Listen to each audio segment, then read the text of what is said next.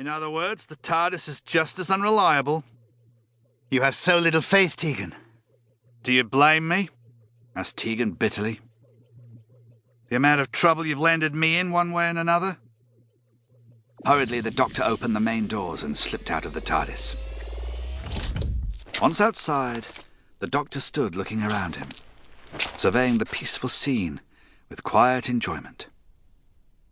The TARDIS stood amidst picturesque ivy-covered ruins. There was scarcely a breeze to stir the leaves and the tall grass. It might almost have been a fine summer afternoon on Earth, thought the Doctor. Except for the faint purple haze that hung in the air. Even this, exotic though it was, seemed somehow to add to the atmosphere of reassuring calm. Turlough, the Doctor's other companion, sat with his back against a ruined wall, peacefully sketching. He was a thin-faced, sandy-haired young man, in the blazer and flannels of his public school, good-looking in a faintly untrustworthy way. For the moment, however, Turlough appeared to be in an exceptionally good mood. It really is marvellous here. I feel so calm and relaxed. It's the high bombardment of positive ions in the atmosphere, said the Doctor. Tegan had followed the Doctor from the TARDIS, and she came over to join them, sniffing the air.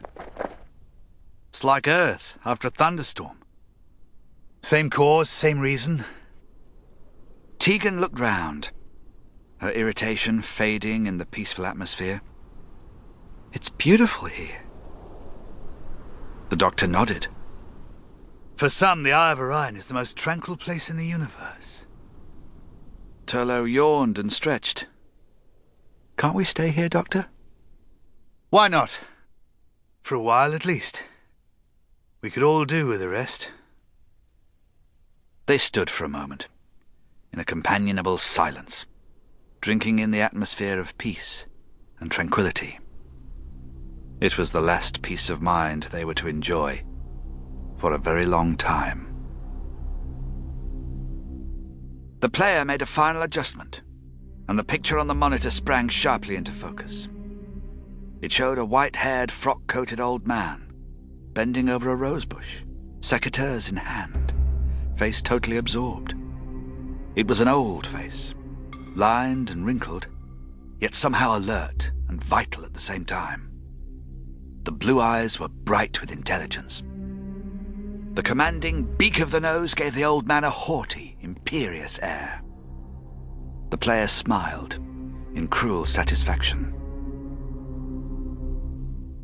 The old man in the garden was known as the Doctor, a doctor nearing the end of his first incarnation.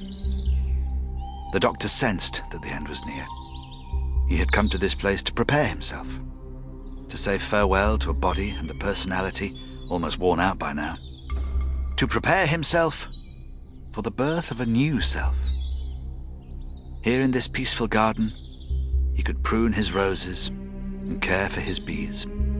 He could enjoy a time of peace, of semi-retirement, before returning to the mainstream of his life and preparing to face the coming change. Suddenly, the old man tensed. Something was wrong. Something evil. Some alien presence had come into his peaceful retreat. It seemed to be some kind of obelisk, rolling and tumbling towards him, growing larger and larger. Suddenly, it was almost upon him. He turned to run, but it was too late. Far too late. "No! No!" he shouted.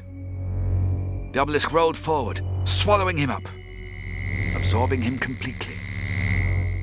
For a moment, his distorted, screaming face peered out from inside the obelisk. Then the obelisk rolled away, disappearing as rapidly as it had arrived. The player rose from the console and went over to the game table. From the ivory box, he took a tiny, beautifully carved figure. It represented a white-haired old man in an old-fashioned frock coat. The player put the little figure of Dr. One onto the board, pushing it towards the center with a long rake. The first piece.